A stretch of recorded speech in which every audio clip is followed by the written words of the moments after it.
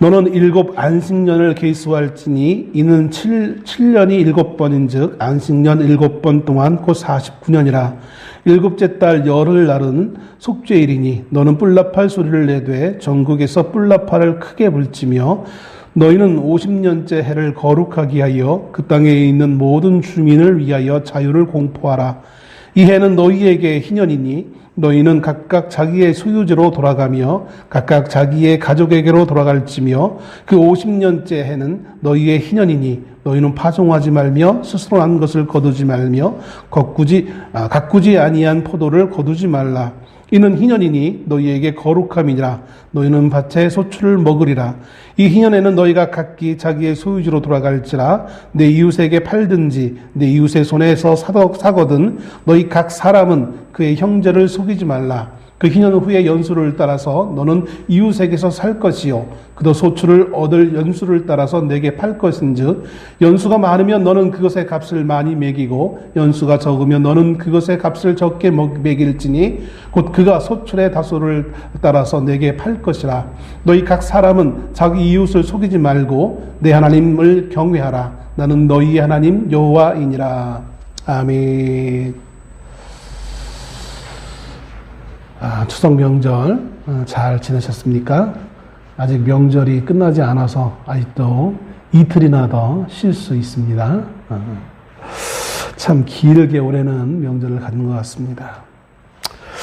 이번 명절을 보내면서 그런 생각을 합니다. 제가 처음 신앙생활을 했을 때 혹은 부교육자 생활을 했을 때의 그 신앙의 모습과 지금의 모습, 특히 명절이나 이런 때를 맞이할 때 한국 교회가 얼마나 많이 달라졌는지를 한번 생각해 봅니다. 이 변화가 좋은 긍정의 변화인지 부정의 변화인지 잘 모르겠는데 그런 것 같아요. 예전에 저희 선배 목사님들은 그것이 명절이건 어떤 날이건 결코 1년 365일 하루도 예배를 쉰 적이 없던 걸로 저는 기억을 합니다. 명절 당일날도 그냥 새벽 예배 끝까지 하시고 뿐만 아니라 수요일이면 수요 예배, 금요일이면 금요 예배 모든 예배를 다 드리셨던 걸로 제가 기억을 해요. 근데 언제부턴가 당연히 명절 되어지면 새벽 예배도 쉬게 되어지고 제가 지난 수요일이군요. 수요 예배 준비하다가 인사할 분이 있어서 인사를 하러 이제 전화를 했더니만 어디 이동 중이래요. 목사님인데. 그래서 어디 가십니까? 하니까는 명절이라 집에 내려가고 있노라고 그렇게 얘기하는 거예요. 그래서 아니 수요 예배인데 이가 있는데 수요 예배를 어떻게 하시고 가십니까? 하니까는 이번에 수요 예배 쉬기로 했어. 이렇게 말씀하시는 거예요. 그래서 야, 참 많이 달라졌다 라는 생각을 한번 해봅니다. 물론 오늘날 와서 가정을 소중히 여기고 가족 간의 어떤 시간을 많이 갖는 그런 의미로서 교회들이 많이 이제 모이는 시간을 많이 좀 줄이는 그런 의미도 있지만 그것이 결코 우리의 믿음의 약화가로 이어져서는 안 되리라 생각되어집니다. 비록 모이는 시간은 더 적어졌지만 예전에는 예배 시간만 해도 거의 1시간 반, 물론 아주 옛날에는 2시간, 초기 한국교회가 복음이 들어왔을 때는 하루 종일 예배 드렸다는 그런 기록도 있는 것을 보게 되어집니다. 우리 비누가 뒤에서 묻는데 예전에는 그래요. 마을 하나에 교회 하나 있으면 10리, 20리 바깥에서 솥 가지고 그릇 가지고 쌀 푸대에다가 쌀 담아서 가지고 오는 거예요.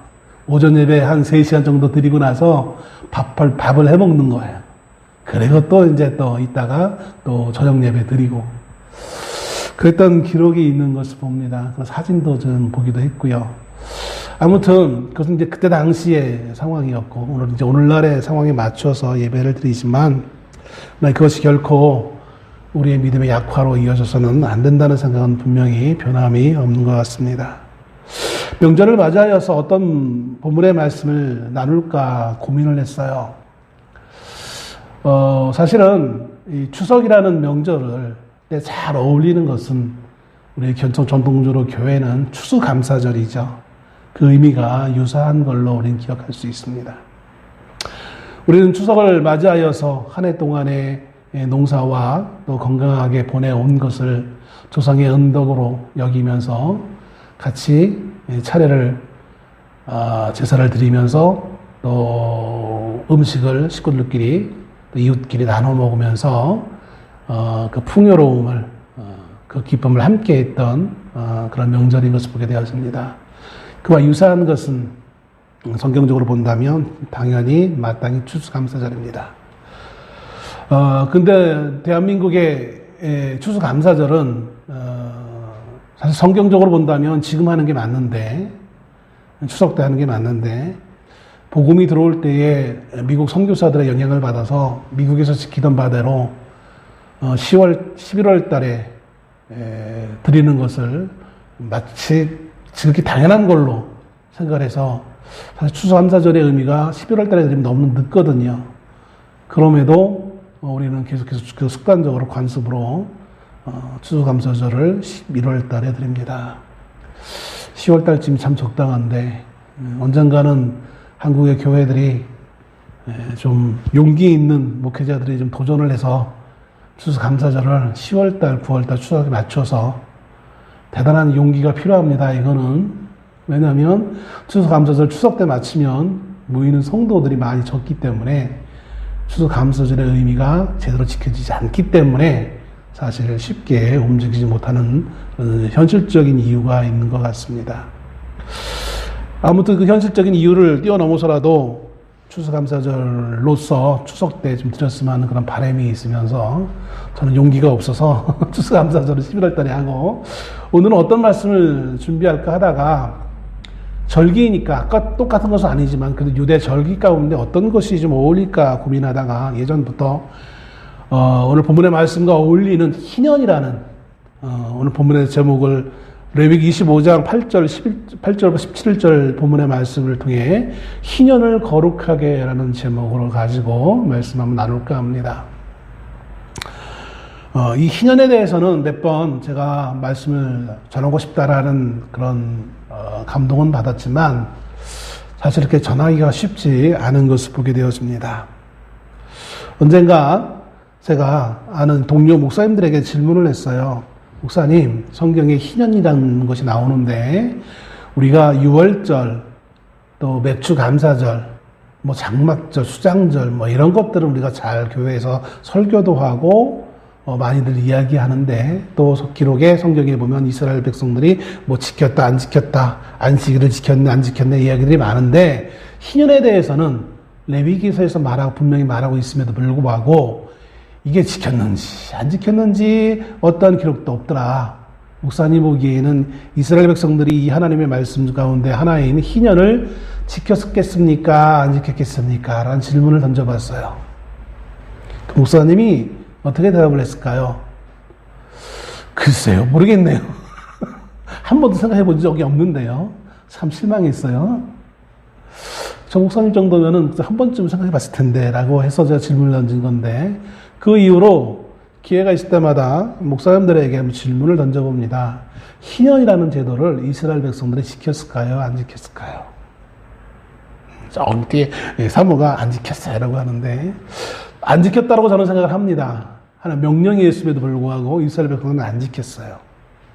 근데 왜 하나님은 똑같이 안식일에 대해서는, 또 안식년에 대해서는, 유월절에 대해서는 이스라엘 백성들이 안 지켰을 때 지적을 하시면서 왜 희년에 대해서는 지적을 하지 않으셨을까?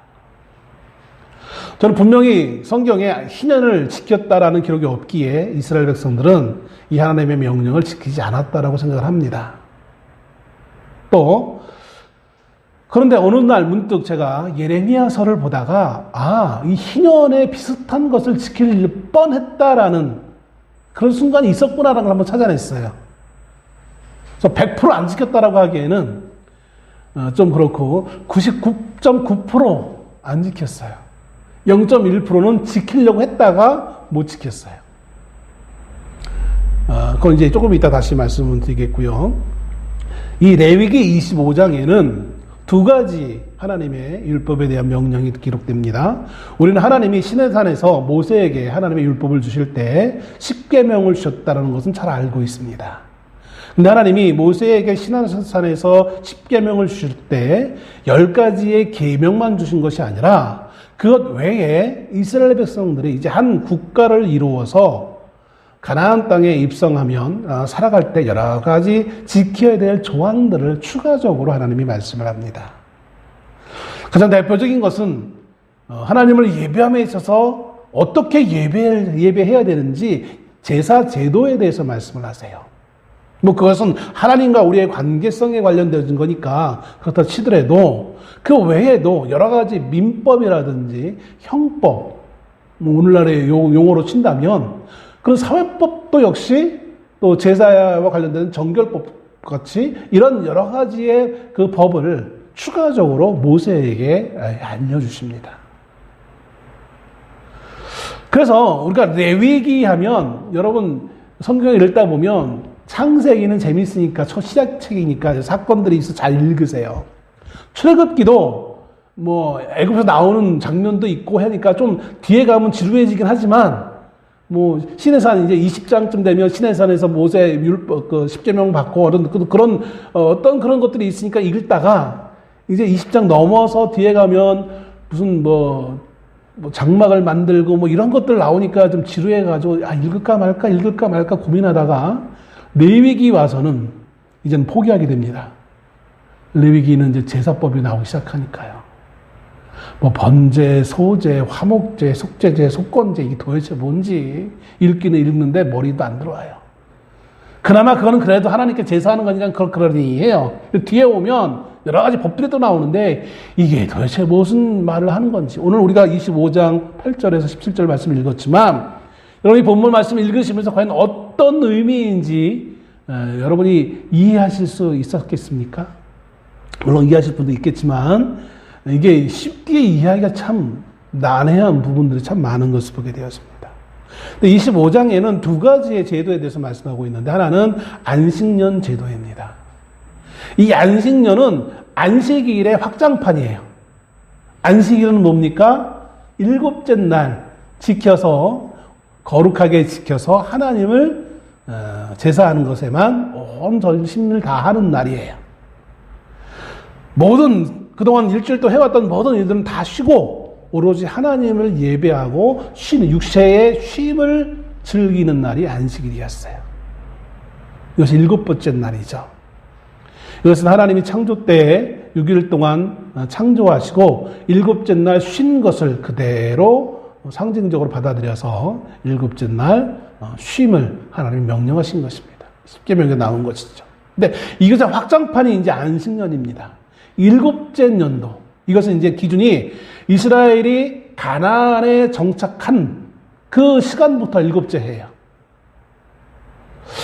가나안에 들어가서 이제 정착하고 모든 정복전쟁이 끝나고 이제 선포하게 되어집니다. 여호수아가. 바로 그것을 기점으로 해서 매 7째 년도마다 안식일과 같은 개념으로 이스라엘 백성들은 노동을 쉬는 7째 농사를 짓지 않아요. 가장 기본적인 것이. 그래서 그것이 이제 안식년 제도입니다. 자, 그런데 그 안식년 제도에 대해서 25장에 전반부에 나오고 후반부에 들어오면서 이제 그 외에 또 다른 두 번째 제도를 말해주고 있는데 이게 희년 제도입니다. 이 희년 제도는 앞에서 방금 말씀드린 안식일의 확장 개념인 안식년 그리고 그 안식년에 또 다른 또 확장 개념이 들어가 있는 것이 희년입니다. 본문에 우리가 17절까지만 읽었지만 사실 이어지는 그 말씀에도 안식년과 희년이 섞어져서 계속해서 이제 25장 전체에 기록되어지고 있는 것을 봅니다. 그러면 희년은 과연 무엇이냐? 말 그대로 희년은 어떤 년이냐면 안식년이 7번 지나면 몇 년째 됩니까? 안식년 7년째마다 안식년이니까 7번 지나면 7, 7이 49, 50년째 되는 해. 그 해가 희년이라는 이름을 붙여서 이제 지키게 되어집니다. 이때가 되어지면 50년째가 되어지면 이제 유대력 그 종교력에 7월 10일이 있어요. 이날은 이제 유대의 그 법령에 의하면 속죄일이에요. 대속죄일. 하나님 앞에 모든 죄를 이제 고백하고 속죄를 받는 날이에요. 그날에 제사장이 양의 뿔로 만든 나팔을 불어서 이 희년이 시작되어진다는 것을 선포합니다.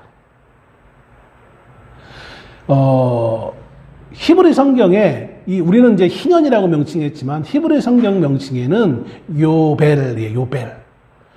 그래서 이 희년을 하요벨이라고 해가지고 정관사가 붙어서 바로 희년인 거예요. 왜 요벨이라고 했느냐? 이 요벨은 수양의 뿔을 의미합니다. 좀 전에 제가 희년이 되어지면 수양의 뿔로 된 나팔을 불어서 희년이 시작됐으면 선포한다고 말했잖아요. 그래서 그 나팔을 부는 그것을 받아들여서 상징적으로 요벨이라는 이름을 붙여서 이스라엘 백성들이 지킵니다. 이스라엘은 두 가지의 나팔이 있습니다. 하나는 이 요벨이라고 써있는 나팔이 있고요. 또 하나는 쇼페르라는 것이 있어요. 일반적인 나팔은 쇼페르예요. 근데 이 희년을 선포하는 나팔은 특별히 요벨이라는 단어를 사용해서 그 나팔이 일반 나팔과 다르다는 구별을 되어 있다는 거예요. 일반 나팔들은 그냥 백성들이 아무나 불 수 있어요. 근데 이 요벨은 제사장만 부를 수 있는 거예요. 제사장이 이 나팔을 불어서 희년이 시작되어진다라고 선포합니다. 그러면 이 희년은 과연 무엇이냐? 가장 핵심적인 것은 이 희년은 그 전에 그 요벨이라고 하는 것을 우리 성경이 이제 희년으로 번역한 거거든요. 이 희년이라는 것은 무슨 뜻이냐면 한자어 희인데 복희자를 썼어요. 혹시 이제 어르신들 가운데 한자에 좀 민감하신 분들은 이 희년을 복희라는 한자어를 붙여서 희년이라고 붙였다라고 이해하시면 될 것 같아요. 왜 그러면 그렇게 붙였느냐? 나팔하고 복하고 뭔 의미가 있어? 알겠지만 이 복희자는 어떤 뜻이 있느냐면 경사스럽다, 고하다라는 뜻이에요. 경사스러운 날이에요. 또 마치 알리는 날처럼 나팔을 불어서 백성들에게 이제 희년이 시작되는 걸 알린 것처럼 그런 어떤 히브리 성경에서 요벨이라는 단어를 붙인 이유는 그 날을 선포하는 상징적 어떤 그 도구를 차용해서 요벨이라는 단어를 붙였다면 우리 한글 성경에는 한자어로 그 의미를 차용해서 이제 희년이라는 이름으로 번역을 해서 사용하고 있는 것을 봅니다. 그래서 희년이 어떤 거냐라고 우리가 개념을 이해하실 때 말 그대로 희년, 경사스러운 날. 왜 경사스러운 날이냐? 가장 기본적인 개념은 뭐냐면 자유롭게 되어지는 날이에요. 자유가 선포되어지는 날이에요. 이 자유는 어떤 자유냐? 노예가 해방되어지는 날입니다. 가장 기본적인 거로. 가장 기본적인 두 가지가 있는데 하나는 노예가 해방되어지는 날이에요. 원래 하나님은 이스라엘 백성들에게 이방인들을 노예로 부리는 것에 대해서는 언급을 하지 않으세요. 근데 자국민, 자국 동포 같은 이스라엘 백성들끼리는 노예로 삼지 말라고 명령하세요.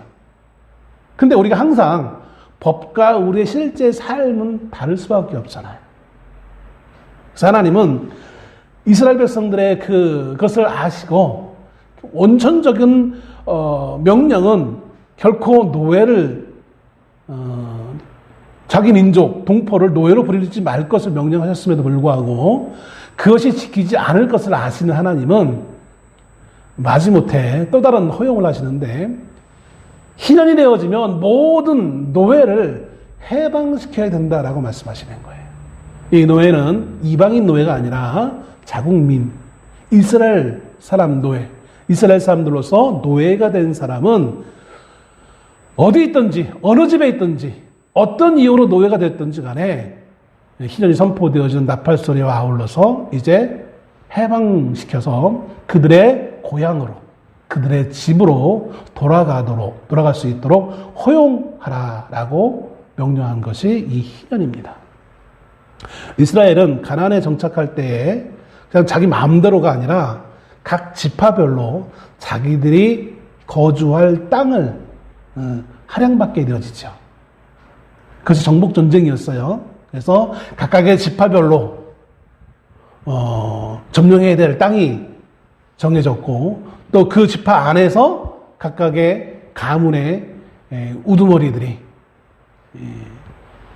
그 땅을 할양받아서 또 자기 가족들, 자기 자녀들 혹은 가까운 어떤 그 가문 사람들끼리 땅을 차지해서 거기에서 이제 대대로 그 땅을 물려주는 삶을 살도록 하나님의 규례에 의해서 정해져 있는 것을 보게 되었습니다.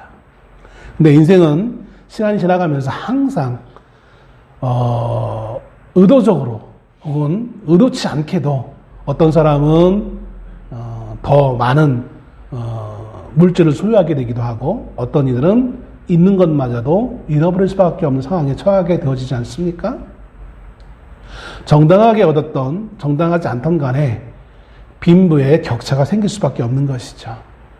그러면 오늘날 같이 복지가 잘 되어져 있는 세상에서는 뭐 정부에 혹은 은행에 대출도 좀 받고 빌리기도 하고 심지어 그러면 안 되는데 사채 이자도 좀 받고 해가지고 뭔가 다시 재기를 한다든지 할 수 있지만 고대에는 물론 고대도 사채는 있었어요.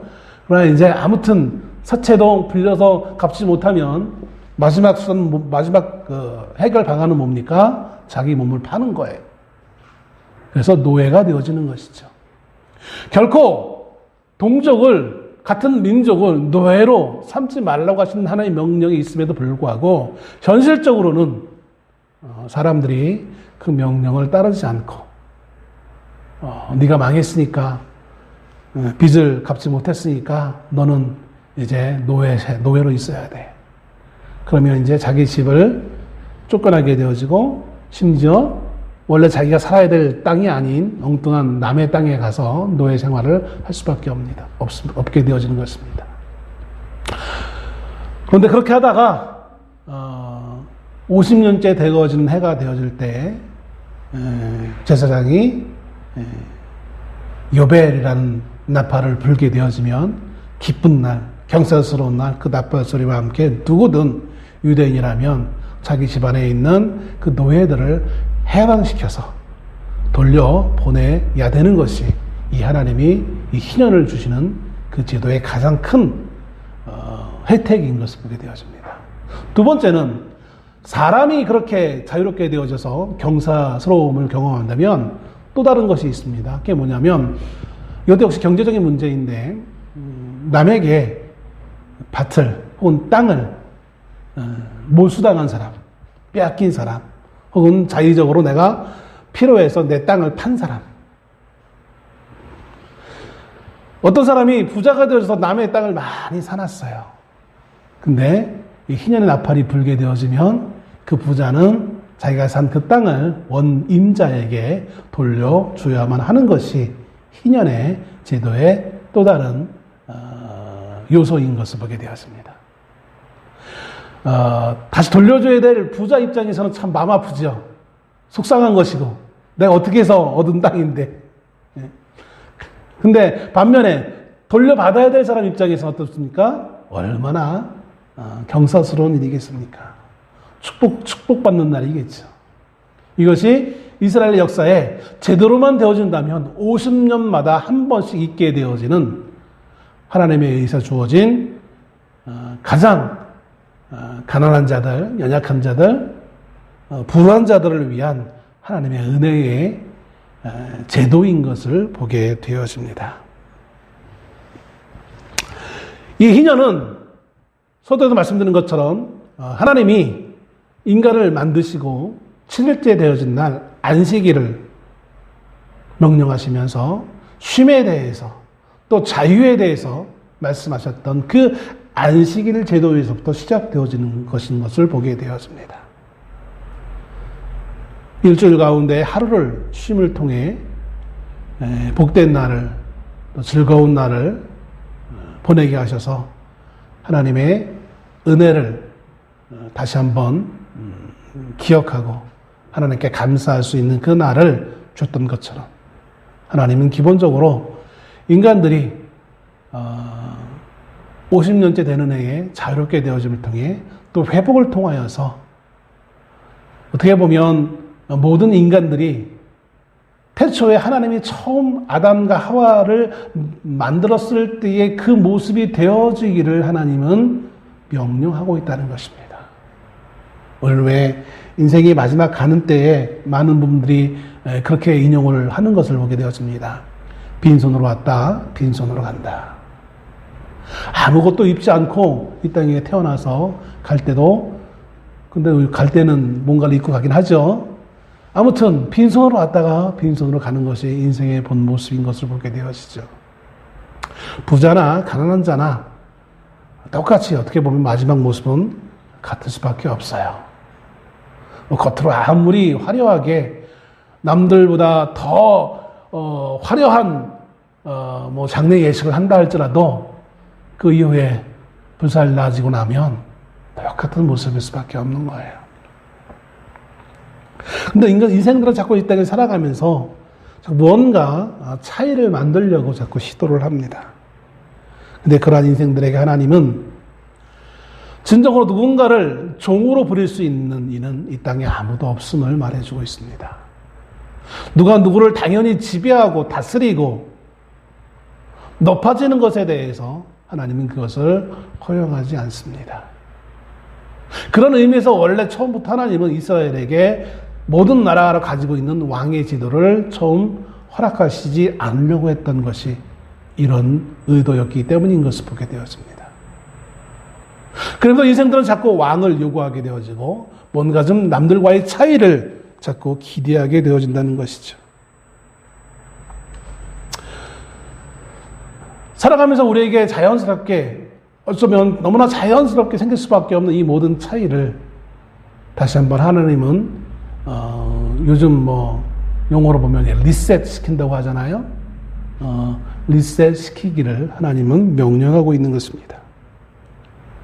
이 안식일과 희년, 안식년도 포함돼서 이 제도는 단지 부자가 미워서 부자의 것을 빼앗기 위해 하나님이 주신 제도가 아니라 이 안식일과 안식년과 희년이 상징하는 것이 있는데 그게 무엇이냐면 바로 이 땅에 우리의 죄를 대속해서 이 땅에 오실 메시아이신 예수 그리스도가 오신 그 날을 상징하고 있는 거예요.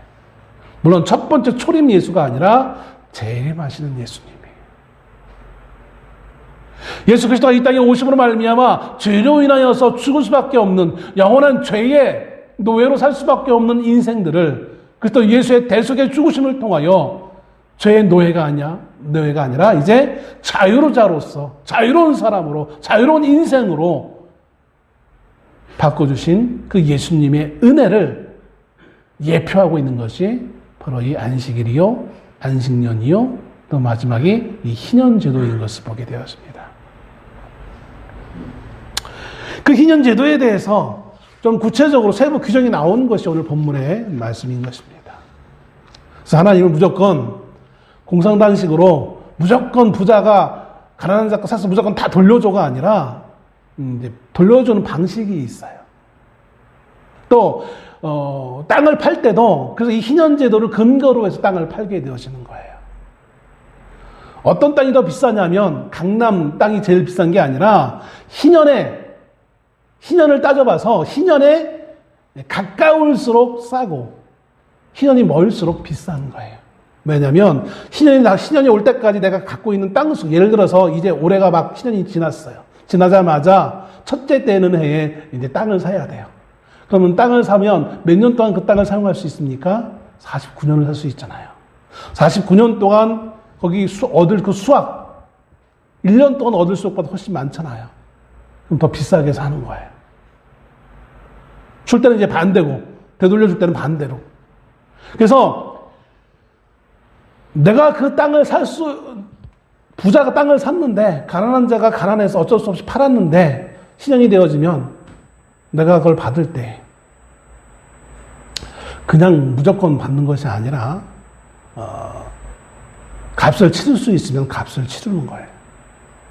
기본적으로 유대인들은 땅의 거래를 하나님은 허용하시지 않았습니다. 왜냐하면 땅의 주인은 하나님이시기에, 어떻게 보면 유대인들은 땅을 내 재산이 아니라 하나님에 의해서 빌린 자들이었어요. 하나님이 그 땅을 빌려주신 거예요.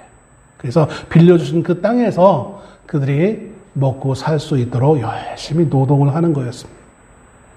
하나님이 이 세계를 창조하시고 우리 인생들에게 맡겨주신 것처럼 가장 기본적인 땅을 유대인들에게 맡겨주심을 통하여 너희 가나안에 들어가면 너희는 결코 그 땅을 가지고 장사하지 말 것을 명령하셨던 것이죠. 그 땅의 원소유주는 하나님이시기에 하나님만 그것을 처분할 수 있는 권한이 있는 거예요. 이게 공산당이 누굽니까? 칼 막스가 공산당 그 기본 원리를 만들 때 이 성경에서 그걸 차용해서 몰수해가지고 공평하게 나누는 걸로 아주 참 그럴듯하게 하긴 했어요. 기본 원리는 이 성경에 의해서 그들이 찾아내는 것을 보게 되었습니다. 그러나 하나님은 공산당처럼 무조건 이렇게 막 그냥 무조건 다 돌려주라가 아니라 정당하게 값을 치를 것은 치르고 또 당사자가 치를 수 없으면 가장 가까운 친척들이 그것을 대신 치를 수 있도록 하나님이 명령하시는 것을 보게 되었습니다. 자, 그러나 이것이 하나님이 이렇게 레위기서에 분명히 명령하셨지만 이스라엘의 역사에 유월절을 지킨 것은 히스기야 왕이나 요시야 왕이 유월절 지킨 것은 아주 자랑스럽게 얘기해요. 근데 희년을 지킨 것에 대해서는 아무도 그 어떤 왕도 이야기하지 않아요. 심지어 누구도요, 가장 이스라엘의 그 유명한 왕인 다윗조차도 이 희년을, 물론 그가 희년을 지키기에는 왕으로 있었던 연수가 짧아서 그런지 모르겠지만 아무튼 다윗도 희년을 지켰다는 기록이 없는 것을 보게 되었습니다. 근데 제가 한 군데 발견했다고 했잖아요. 어딘지 하면 예레미야입니다. 예레미야서 34장에 유다 왕 시드기야가 죄송합니다. 유다 왕 시드기야가 이 희년이라는 것을 지킬 뻔했어요. 의도치 않게. 이 시드기야, 잠깐 왜 시드기야라고 할까요? 시드기야 왕은 남유다의 마지막 왕이에요. 여호와 보시기에 선한 왕이 아니에요. 근데 하나님 보시기에 선한 왕들도 그렇게 한 번도 지키지 못했던 이 희년을 어떻게 이 시드기야 왕은 지킬 뻔했을까? 그건 현실적인 이유 때문이었습니다. 시드기야가 마지막 유다의 왕이 됐을 때 바벨론의 느부갓네살이 유다를 침략합니다. 예루살렘 성과 또 기타 제가 정확히 기억은 못하는데 두 성만 빼고 모든 유다가 이제 바벨론에 점령되어지죠. 그때 이제 시드기야가 예레미야를 통해서 하나님의 경고의 말씀을 듣습니다. 회개하라. 회개하면 누가 봐도 이제 유다는 끝났는데 그래도 너희가 회개하면 내가 이 군대를 물리쳐 주겠다라는 그 말씀에 시드기야 고민했을 것 같아요. 그러다가 이제 백성들과 예루살렘에 있는 모든 부한자들을 또 족장들을 모아놓고 이제 한 가지 언약을 맺습니다. 예레미야 34장 8절에서 11절에 있는 말씀입니다. 시간이 되시면 한번 살펴보시기 바랍니다. 예레미야 34장 8절에서 11절. 8절에 이렇게 합니다. 시드기야 왕이 예루살렘에 있는 모든 백성과 한 가지로 하나님 앞에서 계약을 맺고 자유를 선포한 후에, 뭐를 선포했다고요? 자유를 선포했어요. 아까 희년을 뿔나파를 부를 때 뭘 선포한다고 했습니까? 기쁨과 자유를 선포한다고 했어요. 그러니까 희년이란 단어는 없어요. 근데 왕이, 원래는 제사장이 뿔나파를 불어야 되는데 그런 상황은 아니니까 왕이 자유를 선포해요. 여호와께로부터 말씀이 예레미야에게 임하니라. 그 계약은 하나님 앞에서 또 백성 앞에 맺은 계약이 이런 거였어요. 사람마다 각기 히브리 남녀 노비를 놓아 자유롭게 하고 그의 동족 유다인을 종으로 삼지 못하게 하는 것이라. 그 유다 남녀를 종으로 삼지 못하고 그래서 자유롭게 해방시키는 것. 이게 어떤 내용이었다고요? 희년에 있는 상황의 내용이었어요. 얼떨결에 히드기야는 하나님 내가 회개해야 되겠는데 회개의 증거로 뭘 보이지? 라고 아마 하다가 이것을 착안한 것 같아요. 그래서 모든 국토가 바벨론의 군대에 휩쓸려 있는 상태에서 그나마 지금 예루살렘 성만이라도 이 희년을 선포해서 이 노예들을 해방시키자. 뭐 현실적으로 뭐 이렇게 볼 수도 있어요. 노예를 해방시켜서 이를 군인으로 삼기 위해서 해방시켰다라고 이렇게 해석하는 학자들도 없지 않아 있긴 있습니다. 아무튼 그러나 어떤 이유든 간에 모양은 희년을 선포하는 거였어요. 놀랍게도 그런데 하나님은 이 자유롭게 하는 이 언약을 선포하자 바벨론 군대가 어떻게 되겠습니까? 정말 물러났어요. 뭐 실제적인 이유는 이제 애굽의 군대가 올라온다는 말을 듣고 애굽과 먼저 싸우기 위해 물러간 것이긴 하지만 아무튼 물러나게 되셨어요. 근데 이런 말이 있죠. 화장실 들어갈 때와 나올 때가 다르다고. 이렇게 되니까 어떤 일이 현상이 일어나게 되어집니까? 시드기야 왕은 왕이 자기의 권한을 가지고 체면이 있으니까 자기의 권한을 가지고 선포했기 때문에 물리지 않아요. 누가 물릴까요? 노예를 빼앗긴 부자들, 귀족들. 이들이 왕 몰래 다시 해방시킨 그 노예들을 다시 도로 잡아옵니다. 그래서 하나님이 이것을 보고 예레미야를 통해 다시 한번 그걸 지적합니다. 하나님과 맺은 언약을 다시 깨트리는 이스라엘 백성들을 지적하시면서 하나님이 너희는 이제 가망성이 없어. 너희는 안 되겠다. 그래서 그들을 오히려 사로잡아서 노예를 삼았던 그 부자들, 귀족들, 왕들을 오히려 이제는 사로잡아서 그들을 포로로 바벨론으로 데려가게 하시는 것을 하나님 허용하시는 것을 보게 되었습니다. 얼떨결에 이것의 희년을 즐길 뻔했던 하나의 유일한 성경에 나와 있는 기사인 것을 보게 되었습니다. 근데 왜 이스라엘 백성들은 이처럼 오랜 시간 동안 희년을 하나님 명령에도 불구하고 왜 지키지 못했을까요? 아니, 왜 안 지켰을까요? 그것은 아마 현실적인 이유였을 것입니다. 누가 봐도, 여러분, 이 희년 제도를 보면 누가 봐도 가진 분들은 어떻게 이 본문의 말씀을 대할까요? 이거 공산당이지, 이렇게 얘기할 것 같아요. 제가 어느 날, 어느 교회에 있을 때, 부교절에 있을 때 어느 집사님이 그런 말을 하더라고요. 예, 그럼 남의 것을 빼앗는 거 공산당이지 라고 하면서 국가에서 세금을 더 많이 걷는다고 공산당이라고 이렇게 비난하는 소리를 들었어요. 그분이 그렇게 세금을 많이 낼 위치에 있는 것도 아닌데도 아주 그냥 노하시면서 그런 말을 했던 것을 본 기억이 납니다. 누가 봐도 왕도 귀족들도 부자들도 이 제도는 도저히 현실적으로 지킬래야 지킬 수 없는 거였어요.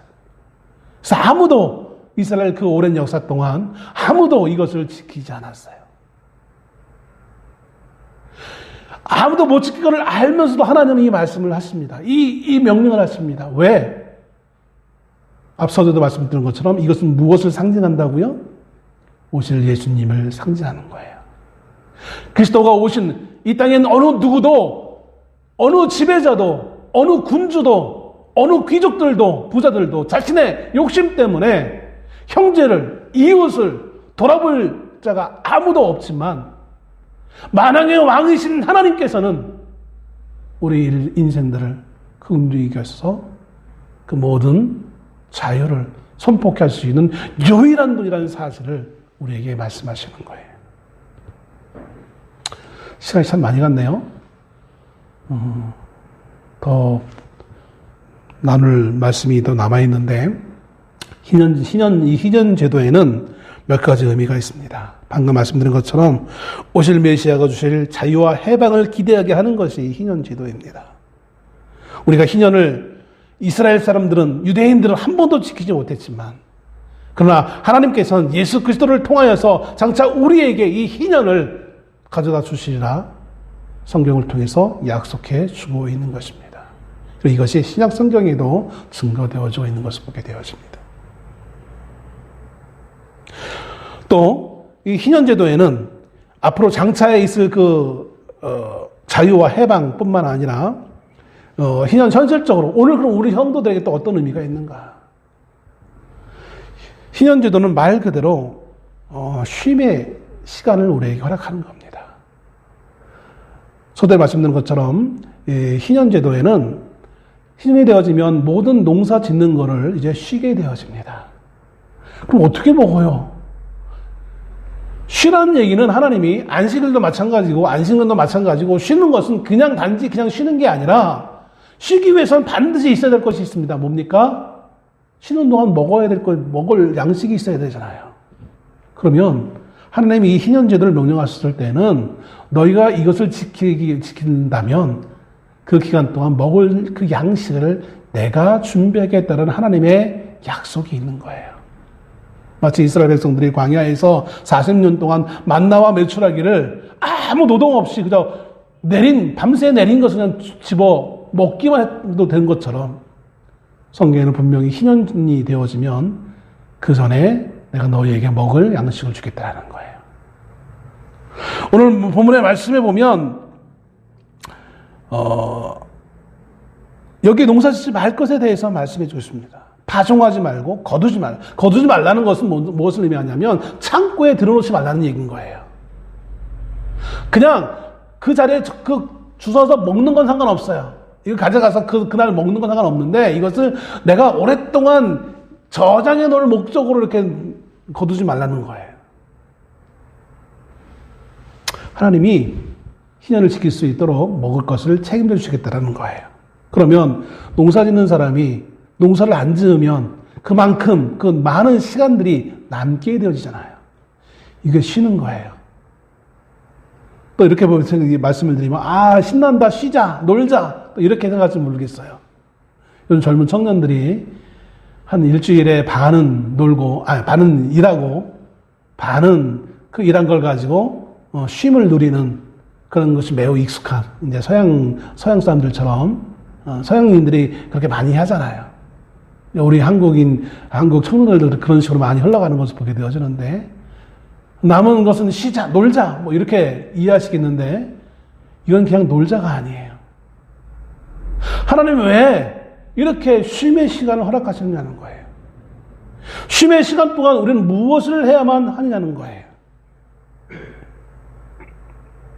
이렇게 쉴 수 있도록 먼저는 이렇게 쉴 수 있도록 모든 은혜를 주신 하나님을 기억하는 것이고 두 번째는 하나님을 기억하면서 우리가 하나님 앞에 어떤 모습으로 살아가야 되는지를 영적인 점검을 하는 기간이 이 희년에 해야 될 하나님의 백성들 해야 될 일이라는 거예요.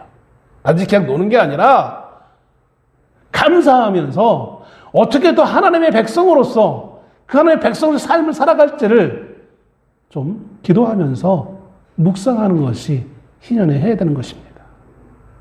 주일은 그냥 노는 날이 아니라 하나님 앞에 쉬면서 우리의 육신의 일을 쉬면서 어떻게 믿음으로 살지를 앞으로 또 다른 일주일 동안 어떻게 믿음으로 살지를 좀 생각하는 시간이 주일인 것처럼 희년도 마찬가지입니다.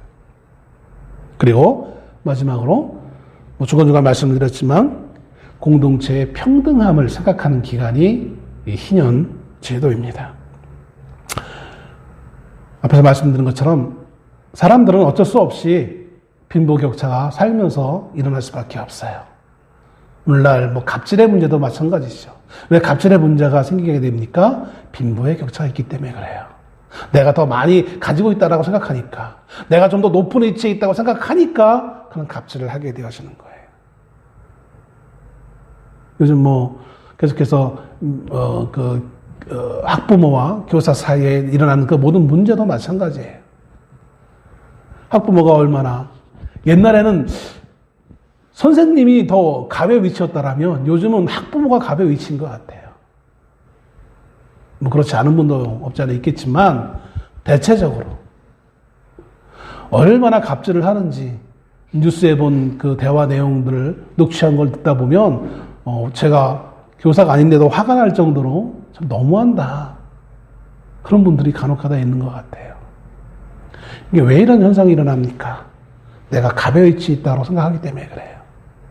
하나님의 공동체가 갑과 을로 나뉘는 것을 기대하시지 않습니다. 하나님 안에서 우리는 모두 다 형제일 수밖에 없는 거예요. 하나님의 말씀을 지켜 살아가는 우리 공동체는 갑과 을의 관계가 아니라 누구나 다 평등한 관계 가운데 하나님의 백성으로 살아가기를 하나님이 명령하고 있는 겁니다. 목사니까 더 높고 목사니까 당연히 접대받는 게 당연한 것이 아니라 한국교회는 이상하게 유교 문화가 그대로 들어와가지고 목사는 당연히 접대받는 걸로 생각해요. 그렇지 않아요. 오히려 목사가 더 많이 섬겨야죠.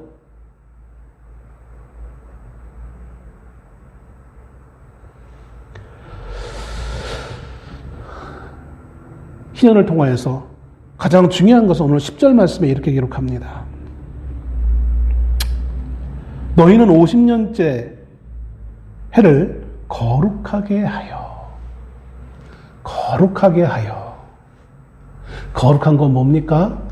기도 많이 하는 게 거룩한 게 아니에요. 구약성경의 거룩이라는 단어는 다른 거 아니에요. 구별되는 것을 의미합니다. 그럼 무엇과 구별되어집니까?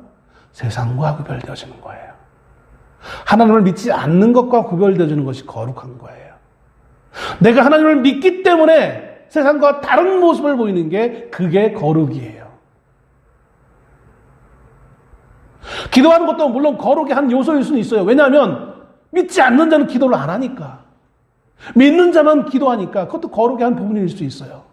그런데 기도를 많이 했다고 그게 거룩한 것이 아니라 기도했기 때문에 거룩한 거예요. 희년은 세상의 윤리로서는, 세상의 법으로는 도저히 이해할 수 없는 거예요. 어느 바보가 내 것을 가난한 자에게 나누어줘. 말도 안 되지.